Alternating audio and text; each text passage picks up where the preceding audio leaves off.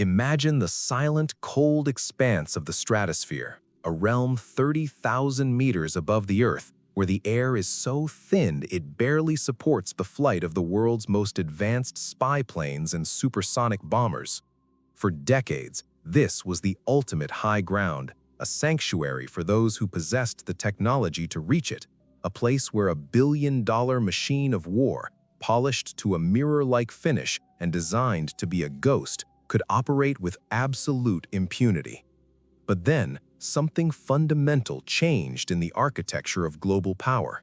In the deep, pine-scented forests of the Russian interior and across the wind-swept, desolate plains of the Kapustin Yar testing range, a new kind of predator was being born. It did not have wings, and it did not have a pilot, but it possessed a digital brain capable of calculating millions of variables in the blink of an eye, and a physical reach that could pluck a target out of the stars from 400 kilometers away. We are talking about the S-400 Triumph, a system that effectively ended the era of uncontested air power and turned the sky itself into a lethal, invisible geometric puzzle. This is not merely a collection of trucks and missiles.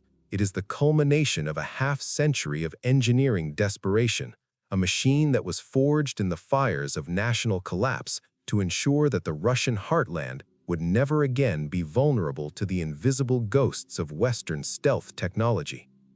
The roots of this technological titan stretch back to the freezing, bleak winters of the early 1990s, a period of profound existential dread for the Russian military establishment.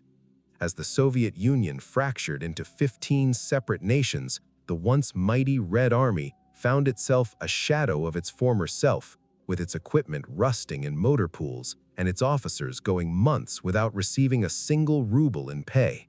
But the greatest shock to the system came not from the internal collapse, but from the television screens broadcasting the opening salvos of Operation Desert Storm in 1991.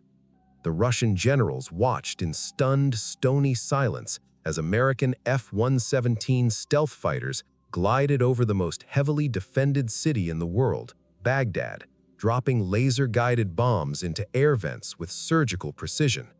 The Soviet-made air defenses that Iraq had relied upon were not just defeated, they were made to look primitive and utterly obsolete, their radar screens filled with ghosts and electronic noise, while the real threats remained invisible until the bombs were already falling. For the leadership in Moscow, the message was as clear as a winter morning in the Urals. If they did not find a way to see the invisible, their sovereignty would soon be nothing more than a relic of a bygone era.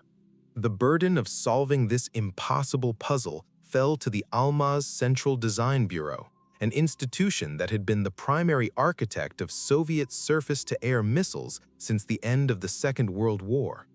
At the head of this desperate mission was Alexander Limansky, a man of quiet intensity and legendary engineering foresight who had spent his entire career studying the behavior of radio waves. Limansky knew that he could not simply build a bigger radar or a faster missile. He had to rethink the very nature of how electromagnetic waves interact with the jagged, radar-absorbent surfaces of modern stealth aircraft.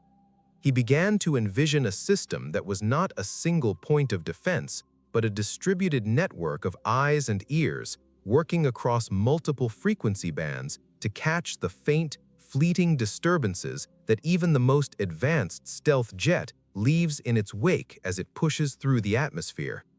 This was the birth of the S-400 project, an endeavor that would push Russian science to its absolute breaking point during a time when the country could barely afford to keep the lights on in its research laboratories.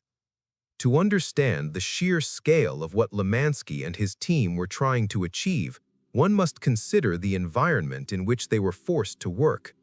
During the mid-1990s, the Almaz Bureau was often a place of shadowed, unheated hallways and offices where the ink in the pens would freeze during the coldest months. There are accounts of senior designers, men who had spent their entire lives building the shields of an empire, taking extra jobs as night watchmen or driving unlicensed taxis just to provide bread for their families. There was no money for high-end Western computers or specialized manufacturing equipment, so the engineers had to write their own unique software and build their own hardware from the ground up, often using older components in ways that their original manufacturers never could have imagined. Every line of code for the system's command and control brain had to be hand-optimized for maximum efficiency, a level of detail that would eventually give the S-400 a processing speed and reliability that shocked Western observers when the system finally emerged from the shadows. The technical heart of the S-400 is the 92 N6E Gravestone multifunction radar, a massive phased array system that looks like a towering slab-sided monolith mounted on a heavy 8-wheeled truck. This radar does not spin in circles like the dishes of the past. Instead, it uses thousands of individual transmit and receive modules to steer its beam electronically at the speed of light. It can skip across hundreds of different frequencies in a fraction of a second, making it incredibly difficult for enemy electronic warfare suites to find a signal to jam. When a stealth fighter enters the S-400's zone of influence, the Gravestone radar doesn't just look for a solid reflection, it looks for the tiny glints and anomalies caused by the aircraft's movement, combining data from other lower-frequency radars to build a high-resolution track that is precise enough to guide a missile to a lethal intercept. It is essentially a digital flashlight that can see through the dark of the electromagnetic spectrum. Imagine the physical reality of an S-400 battalion on the move through the rugged Russian landscape. It is a massive, groaning caravan of heavy machinery, led by the 55 K6E command and control post, which serves as the central nervous system of the entire unit. Behind it come the radars, their cooling fans humming with a low-frequency vibration that can be felt in the soles of your boots from 50 meters away. And finally, there are the launchers, the 5P-85T2 transporters, each carrying 4 enormous green canisters that look like the pillars of some ancient subterranean temple. These vehicles are designed to operate in the most punishing conditions on Earth, from the -50°C winds of the Siberian tundra to the 50-degree heat of the Syrian desert. Their massive tires can be inflated or deflated from the cabin to navigate through deep mud or shifting sand, allowing the entire battery to disappear into a forest or a mountain pass and be ready to fire in less than 5 minutes after coming to a halt. The firing sequence of the S-400 is a masterclass in violent and precise engineering. When the command post identifies a high-priority target, it assigns the task to one of the launchers in the network. A high-pressure gas generator inside the canister fires first, a process known as a cold launch. With a muffled, heavy thump that shakes the surrounding earth and sends a cloud of dust into the air, the 2-ton missile is catapulted 30 meters into the sky, clear of the launch vehicle and any nearby trees or structures. For a heartbeat, the missile hangs suspended in the air, silent and motionless against the clouds. Then, a ring of small maneuvering thrusters at the base of the rocket fires, snapping the nose of the missile toward its target in a fraction of a second. Only then does the massive solid-fuel motor ignite with a roar that sounds like the sky itself is being ripped open, sending the interceptor screaming toward the horizon at several times the speed of sound. But the true genius of the Triumph lies in its missile family concept, a strategy of tiered defense that makes it unique among the world's anti-aircraft systems. Unlike most Western systems that rely on a single type of interceptor for all tasks, the S-400 can fire 4 different types of missiles, each designed for a specific and deadly tactical role. There is the 9M96E2, a small, highly agile missile designed to destroy cruise missiles and maneuvering fighters at ranges of up to 120 kilometers.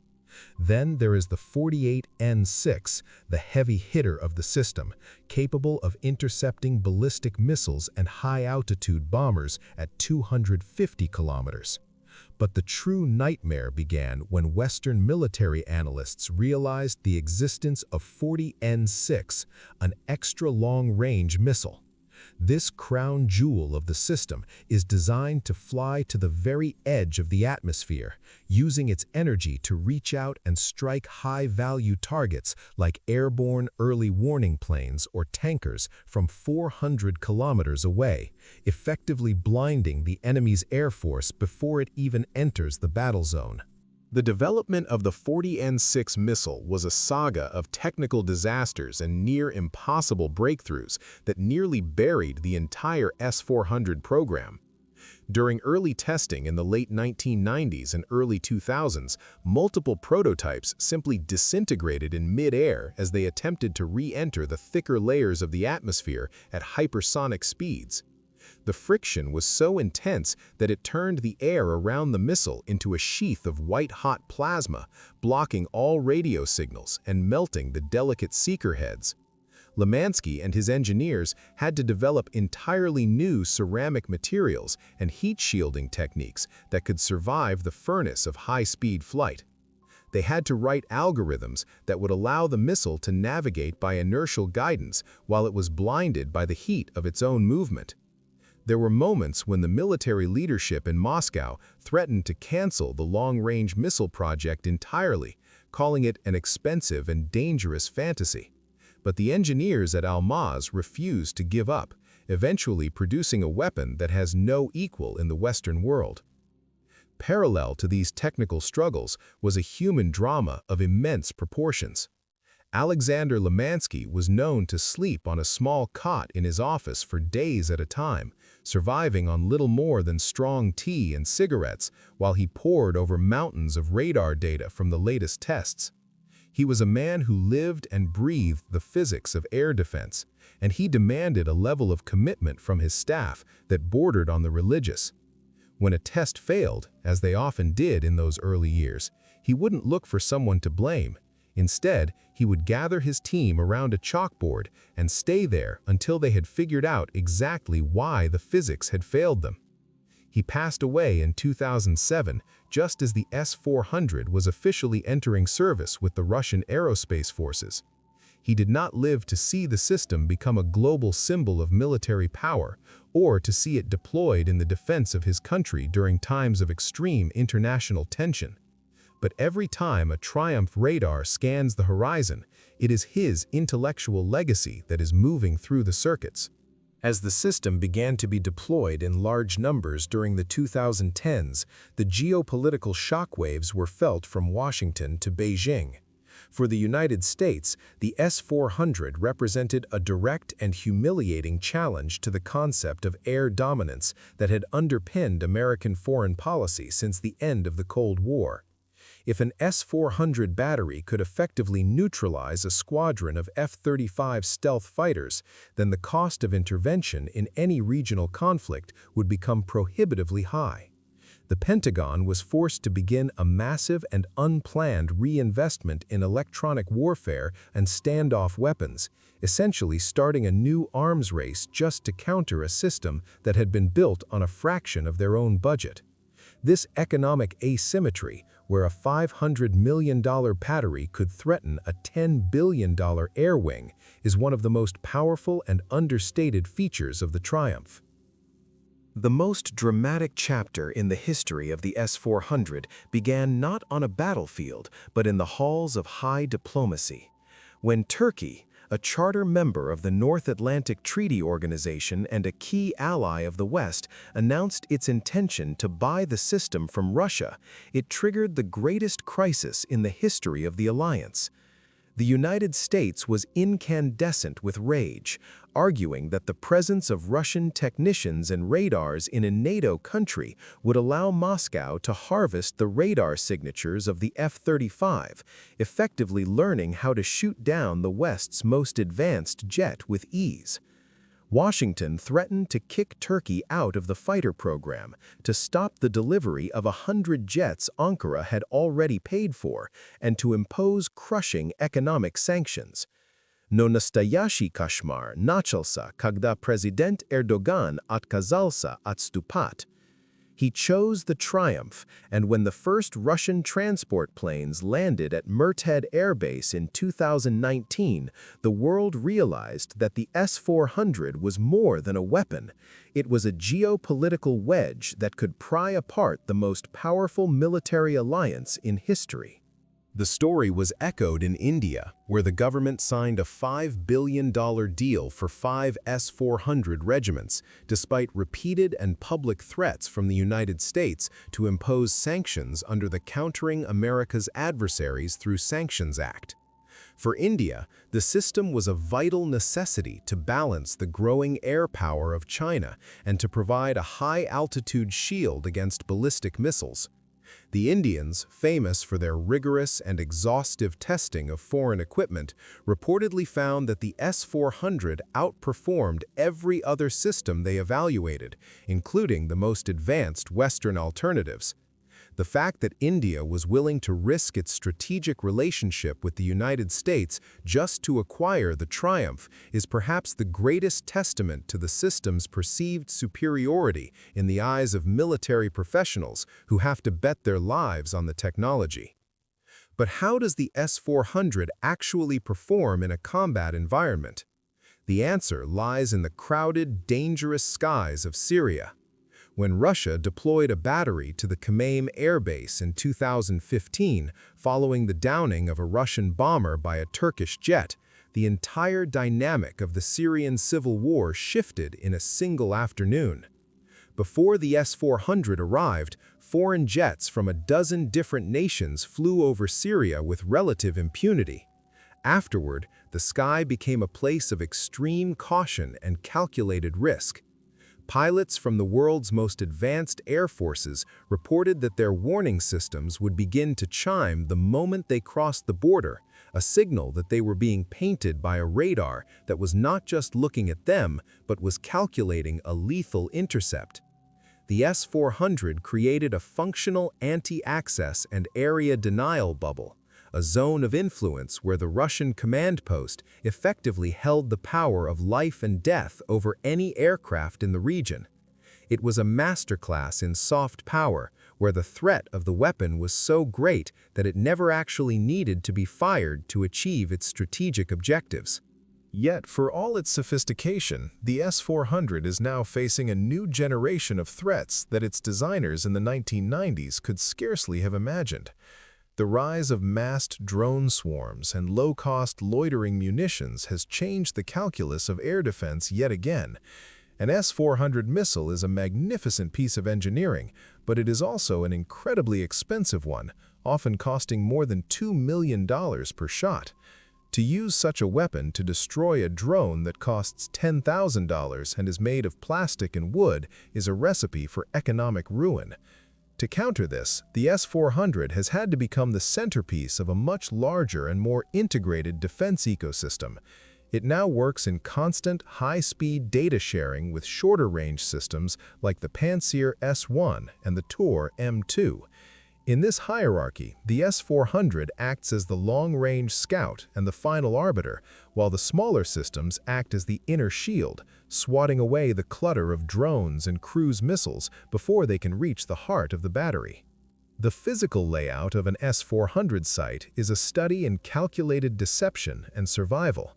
The launchers and radars are rarely clustered together. Instead, they are spread out over several kilometers, connected by a web of buried fiber optic cables and encrypted radio links. Dummy launchers made of inflatable rubber and plywood are often placed in prominent positions to draw the fire of enemy anti-radiation missiles, while the real hardware remains hidden under multispectral camouflage nets that hide their heat and radar signatures from overhead satellites. This hide-and-seek game is a vital part of the system's survival strategy, as the primary goal of any enemy would be to decapitate the battery by destroying its command post or its main engagement radar. The officers who operate the Triumph are trained to pack up and move their entire unit in under 10 minutes, a tactic known as shoot and scoot that ensures the battery is long gone by the time an enemy strike reaches its previous coordinates. Imagine the atmosphere inside the command post during a high-stakes engagement. The space is cramped, filled with the smell of recycled air and a low-frequency hum of high-speed processors. Unlike the chaotic, shouting environments of old war movies, the S-400's brain is quiet and orderly. The computers do 90% of the work, identifying targets, calculating their speed and trajectory, and suggesting the best missile for the job. The human operators act as the final moral and strategic filter, watching as the blue and red icons dance across high-resolution displays. They see the entire sky for hundreds of kilometers, every civilian airliner, every friendly patrol, and every hostile intruder. When the decision to fire is finally made, it is done with a few keystrokes, and the system takes over, managing the complex physics of the intercept with a precision that no human could ever hope to match. The history of the S-400 is also a story of profound historical irony. A weapon created to protect the borders of a shrinking post-imperial Russia ended up expanding Russian influence further than any tank or infantry division ever could. The Triumph became a bridge to countries that were once firmly in the Western camp and a barrier to those who thought they could dominate the skies with absolute impunity. It is a machine that has survived the total collapse of its parent state, the near starvation of its creators, and the relentless pressure of international sanctions to become one of the most recognizable and feared pieces of military technology in the world. It is a testament to the fact that in the high-stakes game of global power, a well-designed shield can be just as effective and just as destabilizing as a sharp sword. The philosophical lesson of the Triumph is one that resonates throughout the history of warfare. Victory is not always won by the most expensive or the most complex weapon, but by the one that most effectively exploits the vulnerabilities of the opponent. The Russian engineers did not try to build a better stealth fighter, they built a better way to kill a stealth fighter. They looked at the massive investment the West had made in invisibility and decided to build the ultimate flashlight. This shift in perspective is what allowed a struggling bureau in a bankrupt country to create a world-beating system. It is a reminder that in war, as in life, the most dangerous opponent is the one who refuses to play by your rules and instead invents a whole new game that you are not prepared to play. Today, the S-400 stands at the peak of its influence, but the engineers at Almaz Antey are not resting on their laurels.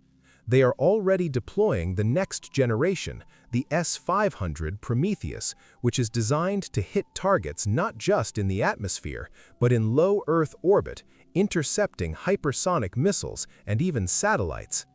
But the S-400 will remain the workhorse of the Russian defense for decades to come, a silent, unblinking sentinel that continues to watch the heavens with electronic eyes that never tire.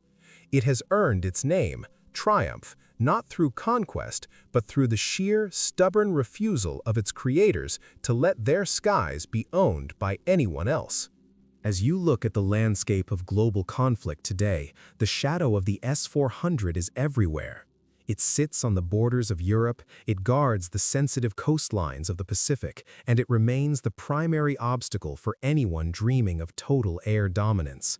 It has taught the world that the sky is no longer a free space, but a contested domain where the invisible is being made visible and the fast is being made vulnerable. The Triumph stands as a reminder that the race for technological superiority never truly ends, but only moves to new frequencies and higher altitudes. It is a piece of living history, a weapon that has already changed the world without ever needing to prove itself in a total war, and its story is far from over. I hope this deep and detailed journey into the heart of the S-400 and the dramatic forces that shaped its creation has given you a profound understanding of why this machine is so much more than just a missile launcher. If you found this chronicle of technological warfare and global drama compelling, please take a moment to support the channel by hitting the like button and subscribing to join our community of history and military enthusiasts. We want to hear from you in the comments. What other legendary weapon system or forgotten piece of military history should we explore in our next deep dive? Your engagement is what allows us to keep digging deeper into the stories that shape our world, and we look forward to seeing you in the next episode as we continue to uncover the machines of power.